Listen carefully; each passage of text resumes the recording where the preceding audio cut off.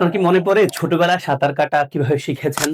Mostly আমরা সাঁতার কাটা শিখে থাকি আমাদের বাবা-মার চোখের সামনে ছোট্ট একটা পুকুরে, আইদার কলা গাছ দিয়ে অথবা একটা টিউব দিয়ে অথবা ভাসমান কোনো একটা গাছের ডালপালা ধরে আমরা সাঁতার কাটা শিখেছি। অ্যান্ড দেন আমরা ওই পুকুরে সাঁতার কাটি, খালে, বিলে, নদীতে সাঁতার কাটি। আমাদেরকে কিন্তু শুরুতেই নদীতে বা খালে সাঁতার কাটতে দেওয়া হয় নাই। কারণ যদি দিত ওনারা তাহলে আমরা সাঁতার কাটাও শিখতাম না, পানিতে ডুবে হয়তো মারাই যাইতাম। এজন্যই একটা প্রসেস মেইনটেইন করা হয়। আগে সহজ, যখন আমি পুকুরে পারি দেন আমি পারি হলো খালে সাঁতার কাটতে। দেন হয়তো বিলে, দেন হয়তো নদী সমুদ্রে। তাই না? আইএলটিএস এর প্রস্তুতির ক্ষেত্রে বিশেষ করে রিডিং মডিউলের প্রস্তুতিতে আমরা বাংলাদেশের শিক্ষার্থীদের বড় অংশ ক্যামব্রিজের প্যাসেজ সমাধান শুরু করি এবং লিটারালি আপনাকে ক্যামব্রিজের প্যাসেজ সমাধান অবশ্যই করতে হবে অথেন্টিক প্রস্তুতির জন্য।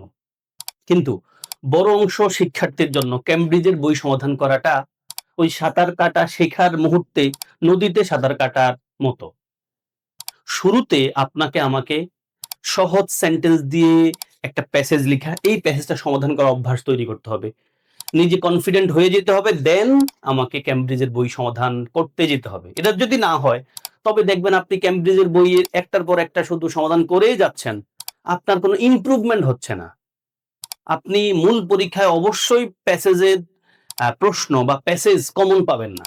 তার মানে আপনাকে লিটারেলি খুব ভালো করে সব শিখতে হবে।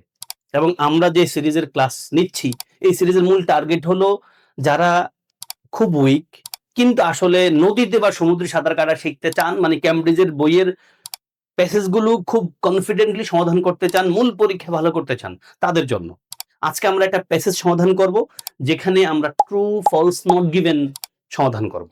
চলেন শুরুতে আমি আপনাকে প্যাসেজটা জন্য কয়েকটা শব্দ একটু পড়তে বলবো। আপনি একটু মনোযোগ দিয়ে এই শব্দগুলোর অর্থ পড়ে ফেলেন। অটোমেশন অর্থ কি? ইউজ অফ মেশিনস, বাংলা যেটাকে বলি স্বয়ংক্রিয়তা।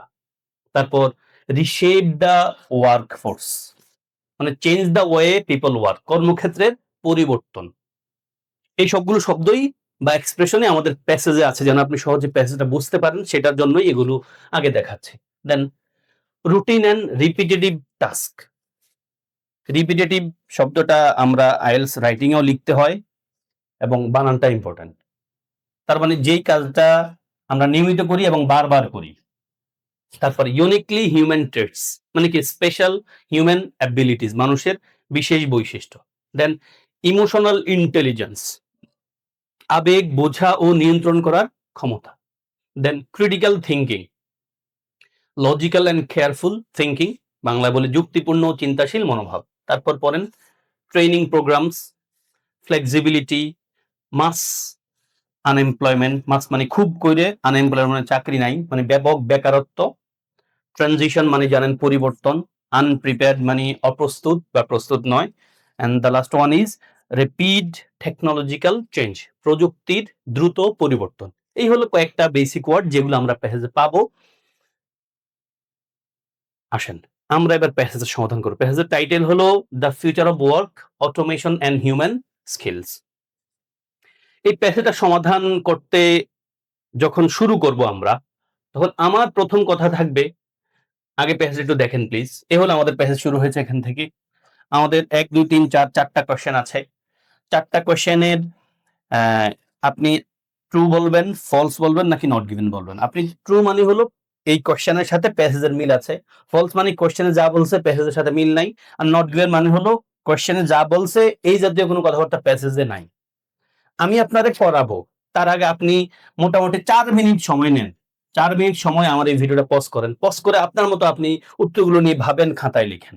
দেন আপনি আমার সাথে আইসা উত্তরগুলো মিলাবেন। আমি একবার প্রসেস বাই প্রসেস আপনাকে দেখাবো কেমনে এই পেশাটা সমাধান করতে হয়। পজ করেন আপনি। আশা করি আপনি পজ করে ৪টা প্রশ্নের আনসার সমাধান করেছেন। এবার আমার সাথে আপনি মিলান এবং বুঝেন বিষয়টা। যদি আপনার ৪টাও ভুল হয় তাতেও অসুবিধা নাই ভাই। আসেন শুরুতে আমরা দেখছি এখানে আমাদের কোয়েশ্চেন হলো ট্রু ফলস নট গিভেন। আমরা জেনে রাখবো এই true false not given, yes no not given একটা টাইপের কোয়েশ্চেন যাদের উত্তরগুলো সিকোয়েন্স মেইনটেইন করে আসে। মানে প্রথম প্রশ্নের উত্তর যদি সেকেন্ড লাইনে হয়, সেকেন্ড প্রশ্নের উত্তরটা কিন্তু এর পরে আসবে, আগে আসবে না। কথা এক। আমরা আগে প্যাসেজ না পড়ে আগে কি করব, কোয়েশ্চেন পড়বো, এটাই আমরা করি নরমালি। তাহলে এক নম্বর প্রশ্ন একটু পড়ি ভাই। Many manufacturing jobs have already been replaced by automation. মানে মেনি মানে কি অনেক, এবং এই মেনি শব্দটা খুব কাজের। মেনি মানে অনেক, অল মানে সব, সাম মানে কিছু, ফিউ মানে অল্প। মনে হতে পারে সহজ জিনিস, এগুলো আপনাদের ট্রু ফলস নট গিভেনে ভোগাবেই। তাহলে ভাই খেয়াল রাখেন, মেনি মানি অনেক, সব না। অল মানি সব, অনেক না। ফিউ মানি অল্প, লিটিল মানি অল্প, সাম মানি কিছু। দেখবেন কোশ্চেনে মেনি আছে, প্যাসেজে হয়তো সাম আছে, তার মানে উত্তর মিলে না। কোশ্চেনে অল আছে, প্যাসেজে যদি ফিউ থাকে তাহলে উত্তর মিলবে না। ওকে, আসেন আমরা কোশ্চেনটা পড়ি। এক নম্বর প্রশ্ন, মেনি ম্যানুফ্যাকচারিং জবস মানে অনেক manufacturing job have already been replaced হয়ে গেছে বাই অটোমেশন। মানে মানুষে করতো, এখন আর মানুষে করে না, অটোমেশনেই অটোমেটিকলি হয়ে যায়। মানে কোন একটা ডিভাইস দিয়ে হয়ে যায়, এআই দিয়ে করে ফেলে বা রোবট দিয়ে হয়ে যায়।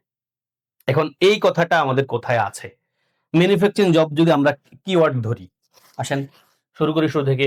As automation continues to reshape the workplace, এই যে অটোমেশনের কথা পেয়ে গেছি আমরা। যেহেতু অটোমেশন কন্টিনিউ করতেছে, ওয়ার্কফোর্সটারে চেঞ্জ করে ফেলছে। রিশেপ মানে চেঞ্জ করা, আমরা পড়েছি। Debates have intensified over which human skills will remain relevant. মানে ডিবেট শুরু হয়ে গেছে যে মানুষের স্কিলগুলো কাজে লাগবে কিনা। Then routine and repetitive task, নিয়মিত এবং বারে বারে করা যায় এমন কাজগুলো আর increasingly being taken over by machines. মানে যে কাজগুলো বারে বারে করতে হয়, নিয়মিত করতে হয়, এগুলো খুব করে, ইনক্রিজিং মানে কি, খুব করে বাড়ছে। বিং টেকেন ওভার মানে কি, দখল করা হচ্ছে বাই মেশিন দ্বারা। ভাই আইএলটিএস রিডিং এর একটা মোস্ট ওয়ান্টেড স্কিল হলো প্যারাফ্রেজ করতে পারা। প্যাসেজে যেই শব্দ থাকবে, কোয়েশ্চেন ওই শব্দ থাকবে না, অর্থ কিন্তু সেম থাকবে। এখানে রিপ্লেসড অর্থ যা, এই বিং টেকেন ওভার মানে কিন্তু তাই। তাহলে যেই কাজটা রিপিটেটিভ রুটিন, এই কাজটা এখন করতেছে কে? মেশিন। মানে মেশিনের দ্বারা ওই কাজটা করা হচ্ছে। কোন কোন কাজ? এই দেখেন বলছে, from manufacturing lines to administrative duties. মানে ম্যানুফ্যাকচারিং থেকে প্রশাসনিক যত দায় দায়িত্ব আছে, যে কাজগুলো নিয়মিত বারে করতে হয়, এগুলো এখন করছে কে? মেশিন। এবং ইনক্রিজিংলি শব্দটা কিন্তু মেনি শব্দের সমর্থক আকার এখানে এসছে। তার মানে আমরা প্রথম প্রশ্ন উত্তর কি লিখবো ভাই? ট্রু লিখবো। মিলে গেছে। Many manufacturing jobs have already been replaced by automation. এক নম্বর প্রশ্ন উত্তর কি? ট্রু। দুই নম্বর প্রশ্নে আসেন। অল কোম্পানি, যদি বললাম অল শব্দের দিকে অ্যাটেনশন দিতে হবে ভাই। অল মানে কি? সব। সাম মানে কিছু, ফিউ মানে অল্প, মেনি মানে অনেক। তার মানে এই শব্দগুলোর পার্থক্য কিন্তু আছে। তাহলে কি বলছে? অল কোম্পানিজ, সব company are investing in emotional intelligence training, এই যে emotional intelligence training for their employees. প্রশ্ন ভালো করে বুঝতে হবে ভাই। বলতে সব কোম্পানি নাকি ইনভেস্ট করতেছে ইমোশনাল ইন্টেলিজেন্স ট্রেনিং এর জন্য তাদের এমপ্লয়ির, মানে তাদের এমপ্লয়িদেরকে ট্রেনিং দেওয়ার জন্য। কোন বিষয়ে? ইমোশনাল ইন্টেলিজেন্সের জন্য সব কোম্পানি করতেছে। দেখি আমরা, আমাদের এখানে থাকবে এই যে ইমোশনাল ইন্টেলিজেন্স ট্রেনিং এর কথাটা আমাদের কিওয়ার্ড, আমরা প্যাসেজে যেখানে পাবো ওখানে आंसर আছে। আসেন। However, experts suggest that uniquely human traits such as, however দ্বারা কি বোঝাচ্ছে বুঝছেন তো ভাই? however মানে আগের কথাটা ওরা একমত হচ্ছে না। বলছে অনেক কাজ মেশিনে করে ফেলতেছে, যেমন manufacturing administrative. However experts suggest, না এক্সপার্টসটা বলে যে ইউনিকলি হিউম্যান ট্রেটস, মানে মানুষের লাগে এমন কিছু কাজ আছে ওখানে কিন্তু অটোমেশন চলে না। Human traits such as emotional intelligence, এই যে চলে আসছে আমাদের কাছাকাছি। Critical thinking and creativity will become more valuable then ever. মানে এই কাজগুলোর জন্য মানুষের লাগবেই, যেখানে মানুষ ছাড়া আসলে চলে না। এরপর বলছে সাম কোম্পানিজ, দেখেন ভাই, some companies are already redesigning their training program, দেখেন ট্রেনিং প্রোগ্রামস আছে না, এখানে training, to focus on these areas, preparing employees for a workplace that prioritizes flexibility and problem solving over task repetition। বুঝছেন ভাই? মিলে কিনা বলেন তো? মিলে না। মানে আমাদের প্রশ্নের সাথে প্যাসেজে মিলে না। আমাদের প্যাসেজে বলছে অল কোম্পানিজ, সব কোম্পানি নাকি এই কাজ করতেছে, আর প্যাসেজে বলতেছে সাম কোম্পানিজ, মিলে না। তার মানে উত্তর ট্রু না ফলস? অবশ্যই উত্তর ফলস। দুই নম্বর উত্তর কিন্তু ভাই ফলস। তাহলে একের পাইলাম ট্রু, দুই পাইলাম ফলস। তিন নম্বরে আসেন। আবার সাম পিপল, সাম মানে কিছু মানুষ, সব মানুষ না, অনেক মানুষ না, অল্প মানুষ না। সাম পিপল বিলিভ, কিছু মানুষ বিশ্বাস করে automation could lead to a large scale job loss. তাহলে দেখেন এই যে লার্জ স্কেল জব লসের কথাটা কোথাও না কোথাও থাকার কথা, আপনি এটা পাবেন। আসেন, some people believe automation could lead two, মানে অটোমেশনের কারণে অনেক জব হারাই যাবে। আমরা পেজে আসি। ওয়াইল সাম, এই দেখেন এখানে বলছে ওয়াইল সাম ফিয়ার মাস আনএমপ্লয়মেন্ট। এই মাস আনএমপ্লয়মেন্ট মানে কি ভাই? বলছিলাম প্যারাফ্রেজ, মাস আনএমপ্লয়মেন্ট যা ওই যে লার্জ স্কেল জব লস, তাই লার্জ স্কেল জব লস মানে অনেক জব হারিয়ে যাবে। এই যে মাস মানে অনেক, আনএমপ্লয়মেন্ট বেকারত্ব, একই কথা। তাহলে আসেন, ওয়াইল সাম ফিয়ার মাস আনএমপ্লয়মেন্ট, যখন অনেকে ভয় পায় যে অনেক জব চলে যাবে, আদার্স আর্গিউ, অন্যরা আর্গিউ করে যে automation will create new roles, অটোমেশনে তৈরি করবে নতুন কিছু role, that require humans and machines to work together, কিছু জব তৈরি হবে যেখানে মেশিন এবং মানুষ দুজনের একসাথে লাগবে। মানে আমাদের প্রশ্নে উত্তর পাইছি কিনা, সাম পিপল বিলিভ দ্যাট, উত্তর কারেক্ট। এখানে বলছে কি দেখেন, ওয়াইল সাম ফিয়ার, এই সাম মানে কিন্তু মানুষে বোঝাচ্ছে ভাই। সাম ফিয়ার মানে কি, কেউ কেউ ফিয়ার করে, এন্ড ফিয়ার করার কাজটা কিন্তু কোনো মানুষের। এখানে পিপল না থাকলে আপনি বুঝে নিতে হবে বাক্যের কনটেক্সটে। সাম ফিয়ার মানে কিছু মানুষ ফিয়ার করে, এটাই। এই যে সাম পিপল আছে না, পিপল কথা এখানে নাই, তারপর আপনি বুঝে নিতে হবে।